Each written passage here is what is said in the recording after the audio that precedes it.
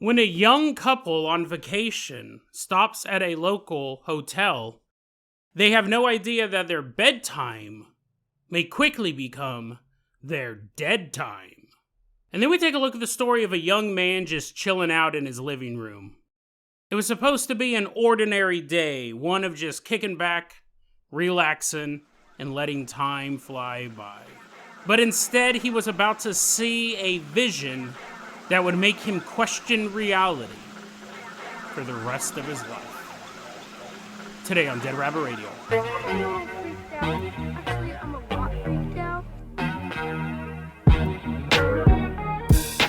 Hey everyone, welcome back to another episode of Dead Rabbit Radio. I'm your host, Jason Carpenter. I'm having a great day. Hope you guys are having a great day too. Hope you guys are having tons of fun doing whatever you're doing. We got a ton of stuff to cover today. So first off, running into Dead Rabbit Radio Command, everyone get on your feet and give it up for legacy Patreon supporter, Callum Frazier. Woohoo, yeah, wee! Yeah, he's running on into Dead Rabbit Radio Command, doing jumping jacks, getting fit, playing a little hopscotch, and now he's just kind of making a mess of everything. Callum is a longtime supporter of the Patreon. That is why he is going to be our captain, our pilot this episode. If you guys can't support the show financially through the Patreon or the merch store, I totally understand, I really do. Just help spread the word about Dead Rabbit Radio. That helps out so much. Tell your friends, tell your family, tell everyone you know. Dead Rabbit Radio is your favorite paranormal show. That is how you can help the show grow. Before we get started, just two quick reminders. May 30th, 2025 at 7 p.m. Pacific Standard Time, we will be doing our Dead Rabbit Radio movie night, where we watch a bunch of short horror films. It's always a lot of fun. It's about 2 hours long. You can always drop in and drop out because the movies are so short. To be able to do that, you can either be a paid member of the Patreon or sign up for a free membership of the Patreon. We have a free tier there, so you can sign up and get the link as well. So if you want to join us for Dead Rabbit Radio Movie Night, sign up for either a paid or a free account there, and you can join us. Also, June 1st, 2025, will be our last Dead Rabbit Radio live stream episode. We've been doing this for a couple of years on Sunday mornings. It's always been a lot of fun, but due to technical issues, we're going to be canceling that. We've had some issues with having to throw away whole episodes. So those are going to go away. So if you've been on the fence about joining us for our Dead Rabbit Radio live episodes Sunday mornings, you got one more to go. One more time to show up. So if you can, that would be awesome. If not, tip of the hat to everyone who does show up or has shown up into the past. Rudy Jazz is a constant presence in the live episodes. This morning, Rudy, Riley, and myself had about a 40-minute long conversation. So that's a cool before we even started recording the episode, that's a cool thing. There's always a chat time before that. And then we had Art and Artorius in the chat as well, just hanging out. So if you don't feel like talking, you can always just come and listen and listen to the chat and listen to the episode to get recorded live. So maybe we'll see you there for that last one. Okay, Callum, let's go ahead and toss you the hair hang glider. Everyone grab onto Callum's ankles as he runs and jumps off the highest point of Dead Rabbit Radio Command. We're gliding all the way out to the United Kingdom.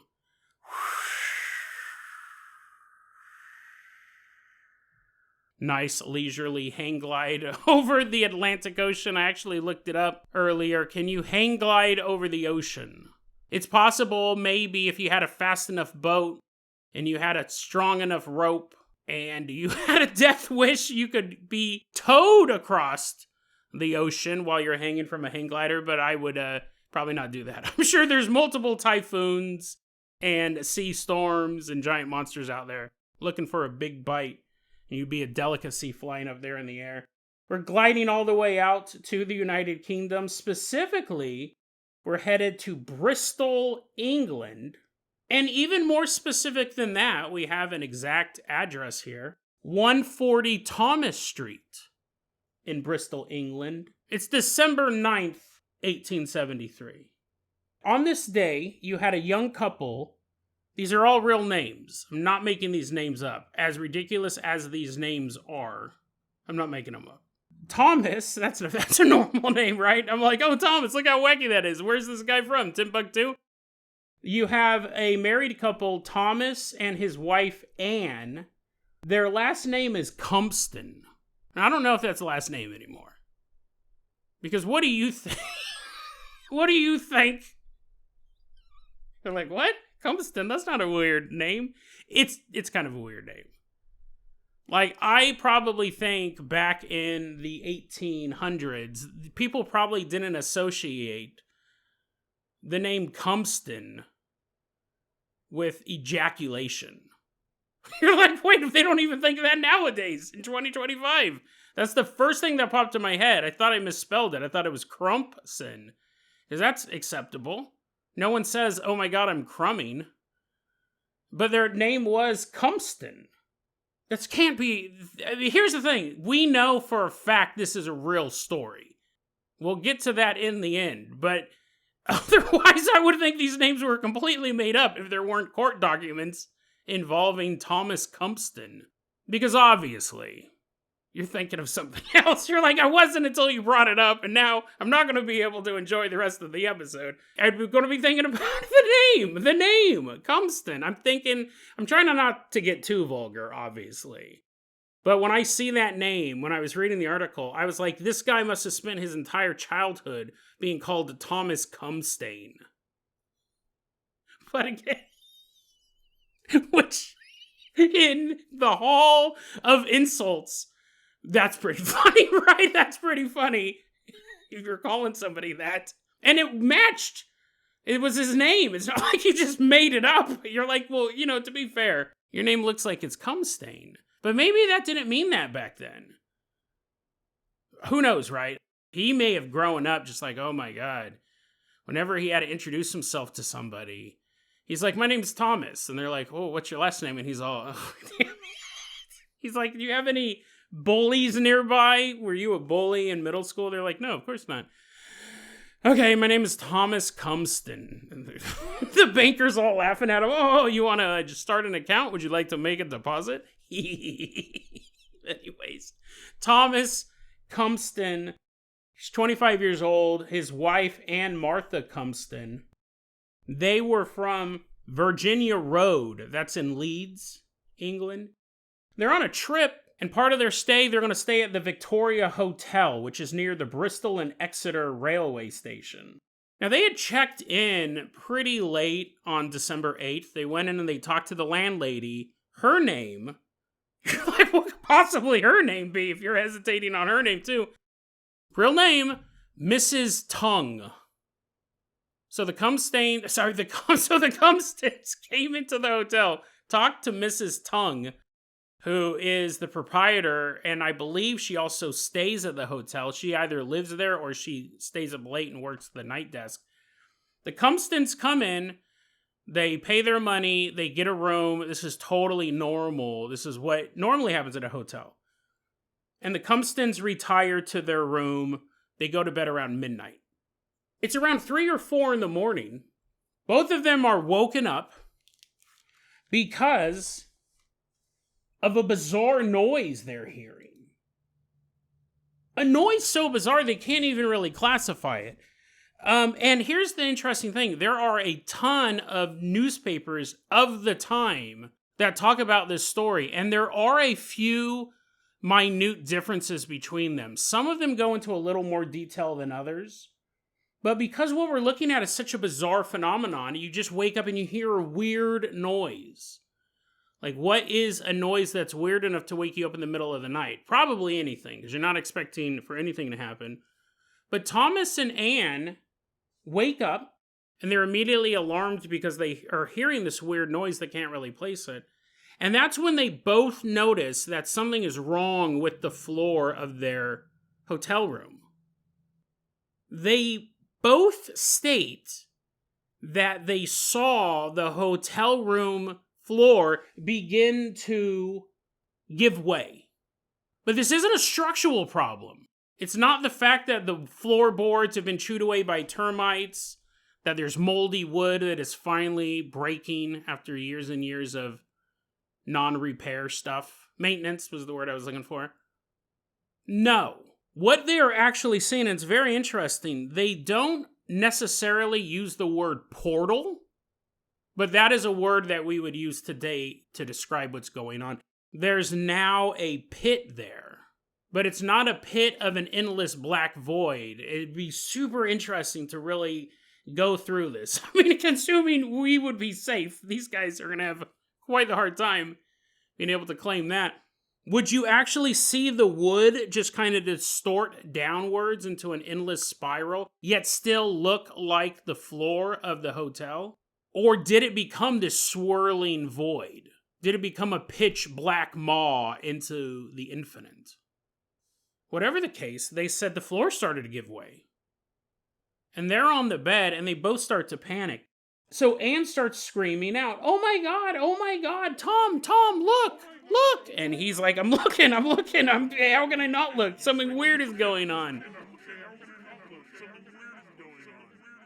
Thomas, you gotta save us, what's going on? You hear that?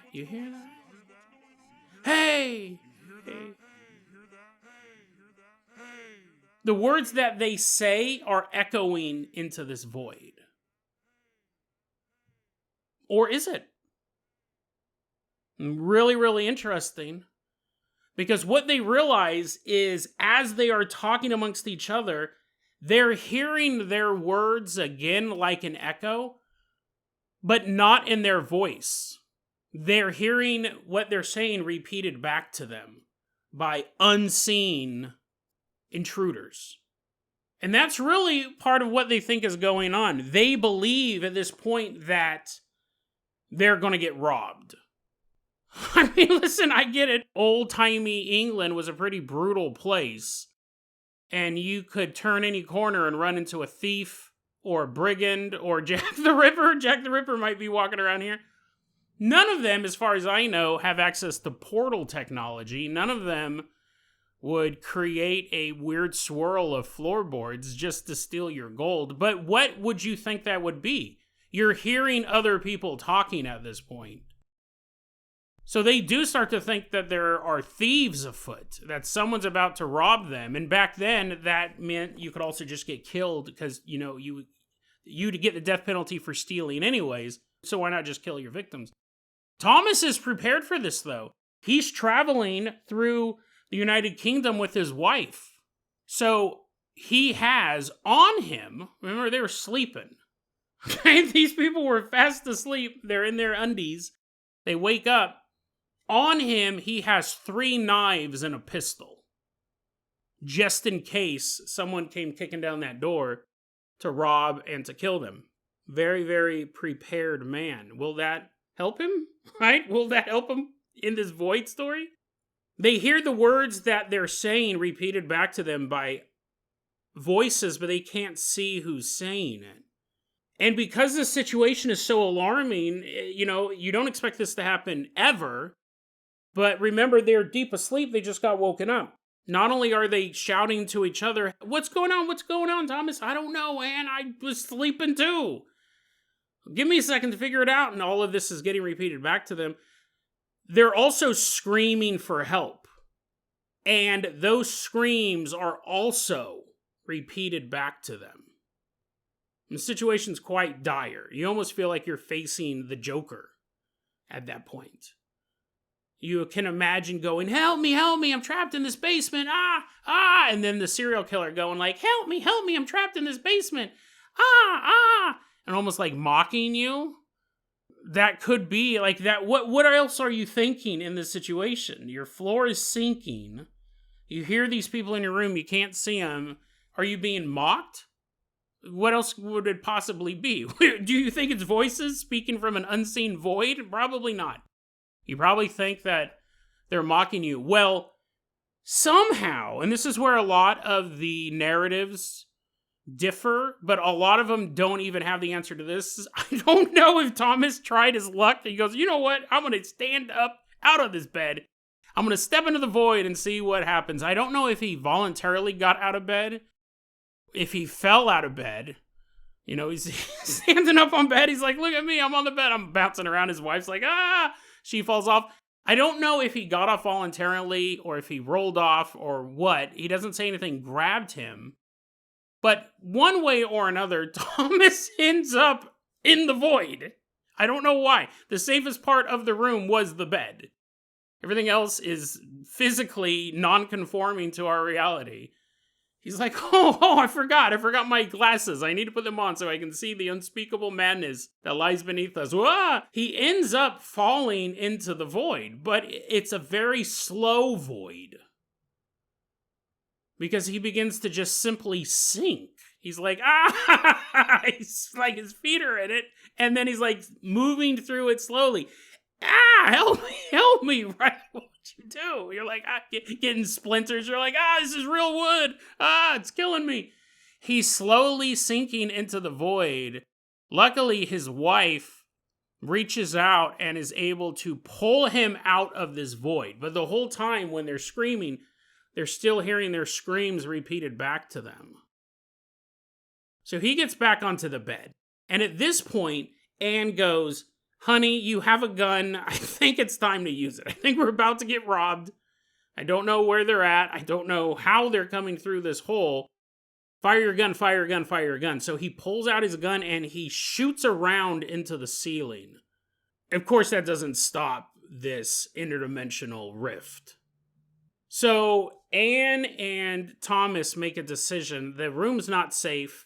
Who knows when these thieves are going to pop out of the hole. They come out super slowly. First their heads and they have mean looks on their faces. Then their hands is like shaking a finger. Don't go anywhere.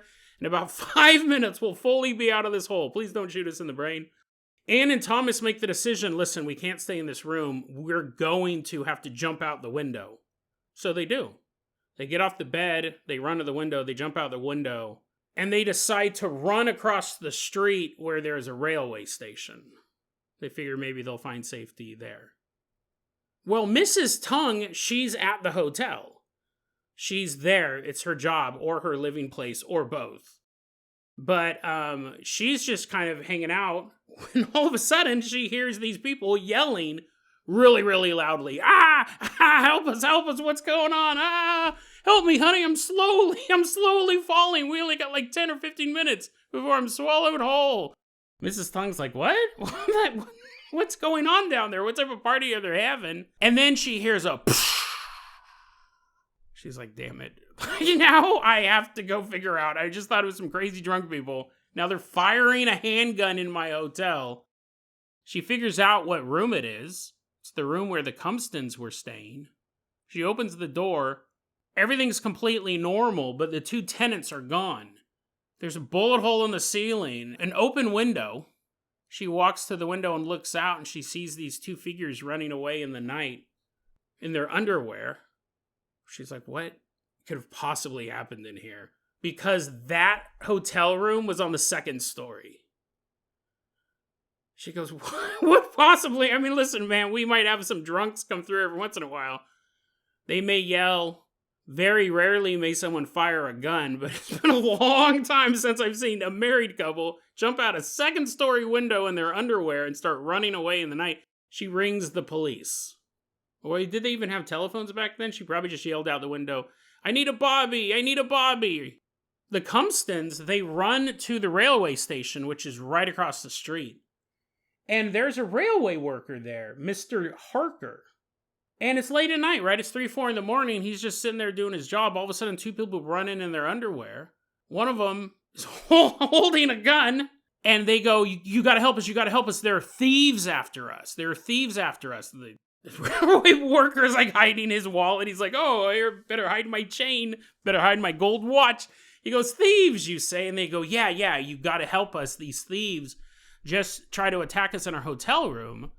We woke up in the middle of the night. That's why we're wearing our underwear. That's why I have this smoking gun. So the railway worker rings the police. Any coppers around? Coppers? Well, the police do show up, and they're talking to Mrs. Tongue. They're talking to the Cumpstons. They talk to Mr. Harker. And they go, okay, listen, whatever's going on, we'll have to figure this out at the courthouse. So we're taking custody of both of you two for disorderly conduct and discharging a firearm. And you also have 3 knives on you. I mean, we get it, it's not super safe around here, but that's a little excessive. So they did. They ended up being dragged before the Bristol Police Court. That same day, just hours later, Bristol Police Court opens up. And that's why we know about this story. There are court documents and there are multiple articles written about this. Now, the articles at the time say that it was simply a hallucination, that this was a shared hallucination between the couple. But when they were brought into court, first they had Mr. Cumpston come up. He told the story I just told you now.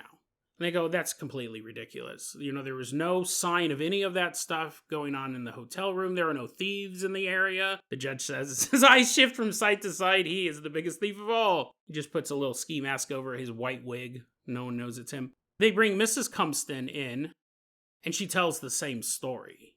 There's a few different details, and I think that's why in the articles there's some differences. Some versions, he fires the gun again as they're running from the hotel. Some of them, he just fires it once. Oh, and what's interesting, too, is that she said that she didn't hear the echoing as much. She didn't hear the weird voices, but she knew something was going on. She saw the phenomenon, but she goes, yeah, I didn't really hear all of, the voices talking. That was mostly my husband. But I did see what was going on and this and that and the other thing. So the police are like, okay, so whatever happened, it couldn't be real, but both people agree with it. They saw something, but maybe they're both just mentally ill.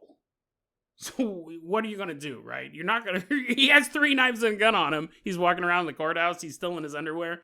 They're like, get some real clothes on. Give us the gun. What happens is the police court telegraphs They have a character reference, basically. The police court telegraphs a man whose real name is Mr. Butt.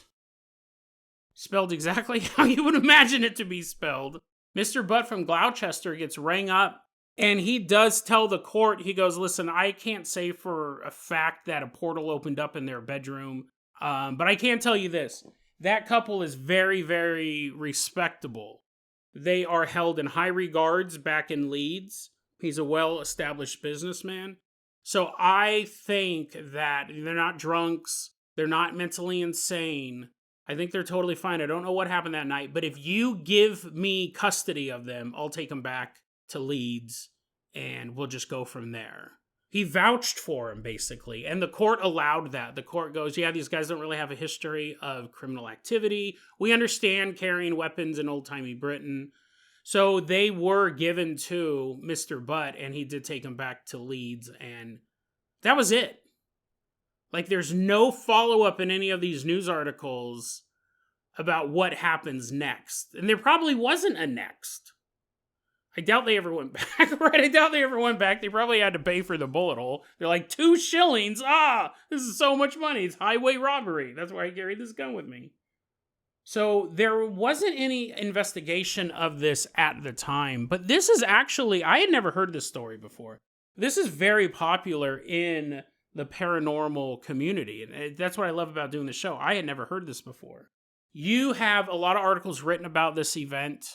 This is an event that Charles Fort mentions in his writings. Charles Fort is really the granddaddy, the H.G. Wells of paranormal investigations. He was literally one of the first who would talk about it in a both scholarly fashion and a down-to-earth fashion. So he really loved the paranormal. The word Fortean is often used in place of words like paranormal or supernatural. And Fortean Times is an amazing magazine that's also still in print today. He talks about this story. A lot of people have researched this, and what's cool is we know these people are real. You can see that Thomas Cumpston was a real man. We can see that this was the business he owned. This is where it was located. This is the age he was when he died, and so on and so forth. He mysteriously fell into a portal and was never seen again. So we have documentation that these people are real. And there were articles of the time saying this is what happened in court on this day. So there's a lot of documentation for this. The question is, what did they experience? Nowadays, we use terms like portals and rifts to another dimension, to another reality. Is that what they were experiencing? Again, it's very interesting. If they had looked down and they said we saw this pitch black hole leading to nowhere, we could go, yeah, there probably was a portal. There was some sort of opening, some sort of tear in time-space. But they just keep saying the floor was giving way. The floor was giving way. So, I mean, again, the way that a rift would work is, would it just distort the visual so much that it is an endless maw to nowhere, but you actually see like the wood paneling of the floorboards and the carpet like sliding into a finite point. I mean, it's kind of cool to think about visually what they saw. And it wasn't just that they saw it, Thomas interacted with it, and he slowly began sinking into it. What would have happened if he'd fallen all the way? Nobody knows. Luckily, it was slow, and luckily his wife was able to pull him out. I think it's interesting, too, that they were being faced with a phenomenon that nowadays would be classified as paranormal from the get-go, but they thought they were about to get attacked by thieves. And that's why he fired the gun in the air, hoping it would scare them off. They weren't thieves, at least as far as we know. It was just this anomaly. Can it be replicated? Has it been replicated? Probably not. Again, there's been no other articles about this. Mrs. Tongue didn't go, oh yeah, that room, right? I probably should stop booking that room. Every so often, a person slowly disappears. The Victoria Hotel became the Butte Arms in 1876. So just a couple of years later. It's very interesting. It changed owners, so who knows if there was other issues there. And then in the 1920s, the building was completely torn down. According to sources, the railway station across the street from the hotel is now Temple Meads. The name of that has changed from Bristol and Exeter Railway Station to Temple Meads. I actually tried looking this location up online via Google Earth. You know, it's 150 years later. Everything's kind of changed. I'll put the links in the show notes so you can look at it yourself. 140 Thomas Street now, there are buildings there, and there's a church right next to it. But the Temple Mead station it's like a 6-minute drive away from there. So I don't know if the street names have changed. I don't know if the location of the actual station has changed. It looks like now there's a superhighway where it would be right across the street from 140 Thomas Street. So, I mean, this story took place before automobiles. I'm sure there was a train track there, and then they just pulled that up and put a road. I don't know, though. If you know the area, if you live in the area, you could visit this location. I didn't think about that at first. I've looked at these notes several times, but the fact that it changed owners just 3 years later, I wonder if there was other phenomenon there going on, and the old owner was like, nah, I'm good. I'm good. We don't need to call it Victoria Hotel. I'm selling it. It became something else. I don't think that's specifically the reason why it was torn down. I don't think the new owners were like, I don't know, this place is fine and all, but I've lost half my staff into the void. Callum, let's go ahead and toss you the keys to the world-famous Carpenter Copter. We are leaving behind the United Kingdom. Why don't you fly us all the way out to a house in anywhere USA. We're headed all the way out to this house. We don't have a exact location or name of the person in this story. We're going to go ahead and call him Josh. Josh, he's 8 years old. He is home from school sick. He's homesick. There's nothing better than being homesick when you were a kid, when you had to go to school, but luckily you got strep throat and pink eye at the same time. You're all, so you can stay home, get to watch television, play video games, don't have to worry about working. Well, that's where Josh, Mr. Lucky, is right now. He's 8 years old, he's homesick from school, and he's just on the couch reading a book while his mom is outside gardening. Now, the TV is off in the living room. Josh is enjoying a good novel, when all of a sudden he sees the reflection. Let me set this up better. So the television set, the way it's situated is we have Josh on the couch, living the high life, fever of 108. He's like, this is the best book I've ever read. He's actually reading a pamphlet from Napa Auto Parts. He's like, oh, I wonder if they'll defeat the Goblin King and get the exhaust manifold. The television is in front of the couch, and it's facing against the window that looks outside. So what I mean by that is if you were sitting on the couch, you're like, move over, sicko. You're sitting on the couch now, and you're looking at the television set, you see a reflection of what's outside the window in the front yard.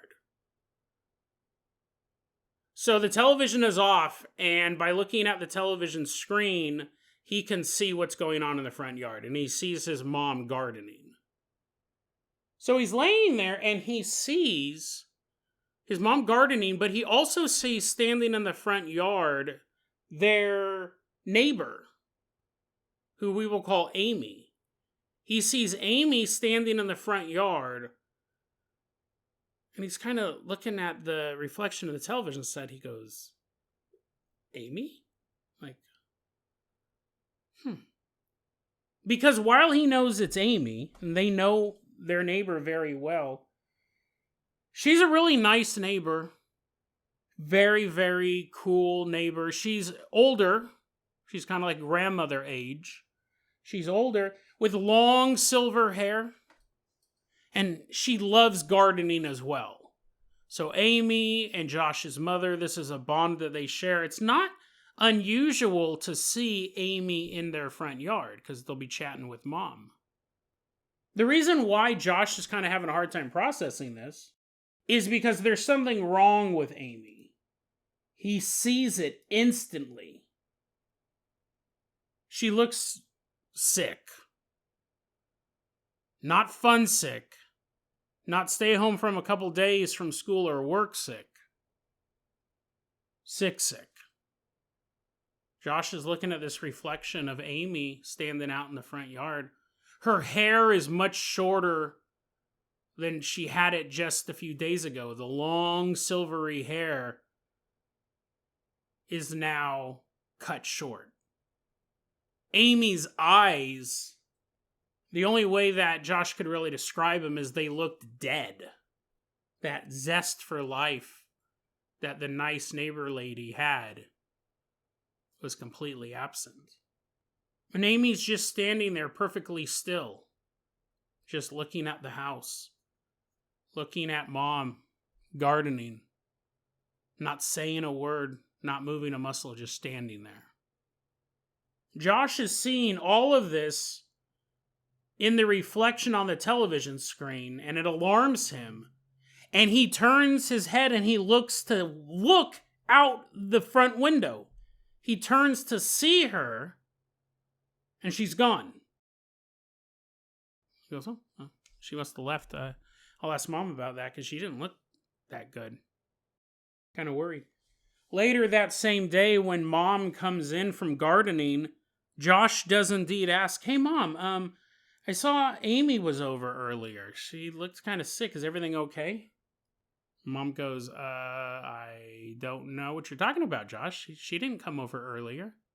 But I saw her. I saw her when you were out gardening. She was standing in the yard. Mom goes, how sick are you, son? Are you trying to get another day off of school? No, honey, Amy didn't stop by today. Maybe I am sicker than I thought. Maybe I am so sick. No more school the rest of the semester. Josh kind of just blows it off. I mean, he knows what he saw, but maybe that Napa Auto Parts pamphlet was a little more real than I thought it was. Maybe the Goblin King is coming after me. Josh kind of blows it off. He saw her. Mom didn't see her. Maybe mom did not notice her standing there. Whatever. He doesn't really think too much about it.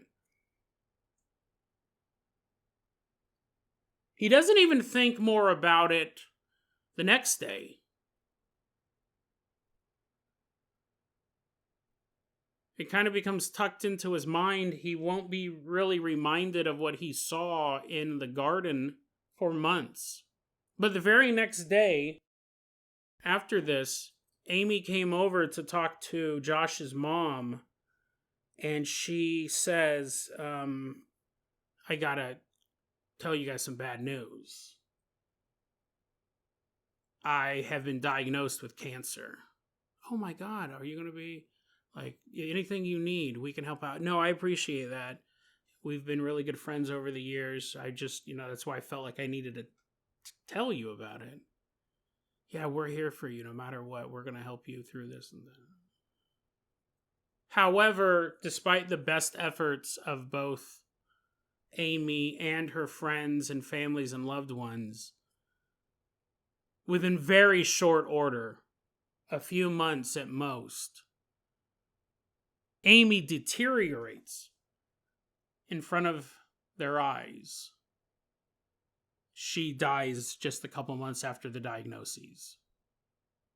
And that is when Josh really puts 2 and 2 together, because the very last time Josh saw Amy alive, she looked exactly like she did in the reflection that day he was homesick. Exactly the same. Now, what's interesting is he actually says, listen, looking at this logically, I did not see a vision of her future. He goes, there is a possibility that what I was seeing was a distorted version of her, because I'm looking at a reflection in a television set. So we have her outside. Her image has to pass through the window of the house that looks out into the front yard. And then I'm looking at it in the reflection of a television set, which is a black screen. It isn't designed to be a mirror. He goes, the most logical thing is that I saw a distorted version of her in the reflection that made her look dead. He goes, that's probably what happened. He goes, but the problem with that is that, yes, that could totally happen. You can see a distorted image of someone and think that they look worse than they actually do. He goes, what I can't reconcile is the fact that, 1, my mom did not see her out there, and 2, she was able to leave the front yard in the amount of time it took for me to turn my head from the television to the window, which is a matter of a second or 2. To go from looking one direction to looking in the opposite one. How long does that really take you? Even if you weren't trying to catch something in the act, you think that a bird is attacking your cat and you swing your head around. Even if it's more casual than that, how long does it take for you to turn your head? 2-3 seconds tops? He goes, that's what I still can't figure out. Was this a paranormal event, he says?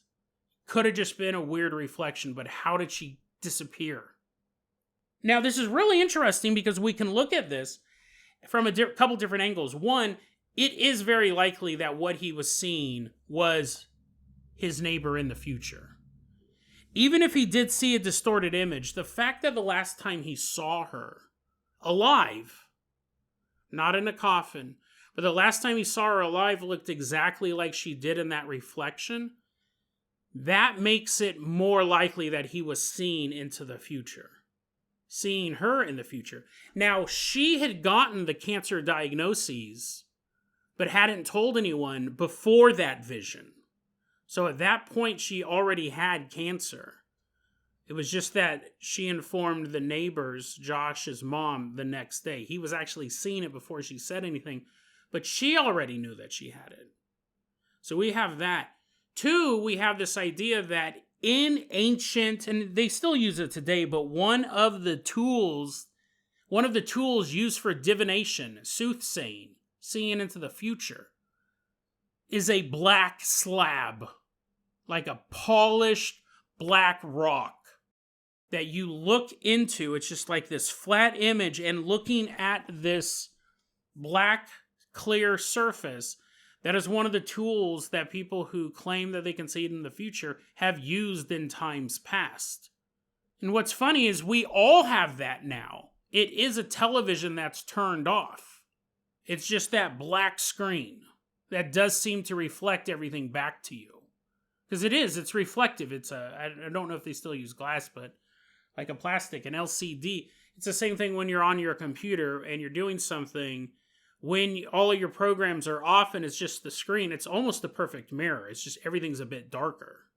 So they actually do give a pretty good representation of the real.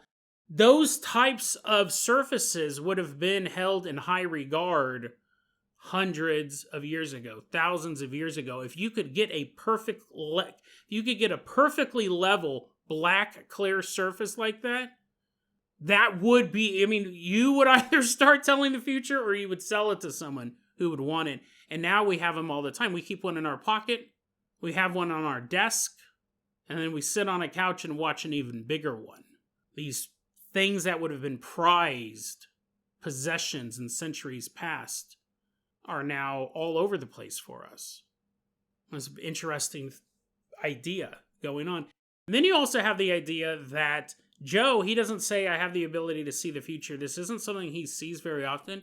You have to wonder if he was, in his state of sickness, able to see into the future. His brain was working on a different level because it was fighting off this illness he had. Totally at rest physically, while the battle is going on internally. His immune system's trying to fight off whatever's inside of him. He's sitting there, he's reading, his mind is at a level that, with the sickness and the peace and the solitude, he's the only one in the house, did it create this perfect time while looking at the perfect divination tool to see into the future. Because he's never been able to replicate this. And the thing is, with this story, would you want to? Because this is one of those I saw into the future stories, but there's nothing he could have done to change any of it. First off, he didn't know that's what he saw. He didn't put together, oh my God, I saw Amy, she's dying of cancer. He knew she had cancer after the fact, but it wasn't until he saw her for the last time when he goes, oh my God, that's what I saw in the reflection. That's something that we've talked about before on this show. Imagine having the ability to see the future, but not being able to change it in any way, shape, or form. That is a curse. That's a curse. That is no gift. You see your dog suffering. You see your dog just sitting on the ground, whining. Not like a big baby, but you know what I mean? It's like, oh, come on, man. Dog, you can get up. Dog's sick. It's pancreas. Do dogs have a pancreas? Dog's sick. Its liver's going out. It just doesn't want to move. It just wants to lay there on the cool floor and get petted. You have that vision. And then you look over at Rover, who's vivacious and strong, and he's running around the backyard trying to chase a squirrel. Would you want to see that? And you knew from past visions there's nothing you could do. You knew from past visions that what I just saw is going to happen in 6 months to a year from now. Because I remember I saw my best friend dying at the skate park when that freak accident, fell down and cracked his head open. And then a couple years later, I remember I saw my boss fall into a wheat thresher, which is pretty interesting because we worked an office job. I don't even know where the wheat thresher came from. And now I'm seeing Rover here, miserable, dying. Truly a curse. But I don't think Joe had a gift. I think it was a moment in time that has not been replicated for him where he was able to see his neighbor shortly before she died. And again, not in a pleasant way. Her heart was still beating. Her brain was still active. But her eyes were devoid of life. A vision like that, and knowing, as much as he wants to say, well, you know, maybe it was this, maybe it was that, the accuracy kind of shoots down his theories. Plus the fact that he's right. She couldn't have moved away that quickly in those 2-3 seconds as he's turning his head. He knows deep down that he saw the future. He doesn't want to admit it. He wants to believe there's a logical scenario for this. But what he experienced was supernatural. And that's the hardest thing sometimes to admit. Because if he admits that he was able to see into the future, that means it might happen again. He might actually be able to, at the right moment, turn and look at a reflection, probably on a large black screen. Television shut off. All the apps are down on the laptop. You pull your phone out, and before you toggle the lock screen, it's just a black, polished surface. If he admits that this truly was a paranormal story, then he admits that this can happen again. Then he admits that not only did he see the future, a future of death, but that it can happen again. he would have to admit that at any point in time, he could pull out his cell phone and get ready to punch his code in, but he sees his own reflection in that split second before that lock screen is activated. He sees a glimpse of his own future. You would fear that moment. You would actually learn to avoid those types of surfaces. Because if he did it once, he could do it again. He didn't do it on purpose. It happened on accident, which means it could happen on accident again. And the next time he might see his own reflection, the next time he might see himself 6 months from now, the next time he may pull out his smartphone and look into that dark mirror and see that he himself has no life left in his eyes. DeadRabbitRadio@gmail.com is going to be your email address. You can also hit us up at Facebook.com/DeadRabbitRadio. TikTok is @DeadRabbitRadio. Dead Rabbit Radio is the daily paranormal conspiracy and true crime podcast. You don't have to listen to it every day, but I'm glad you listened to it today. Have a great one.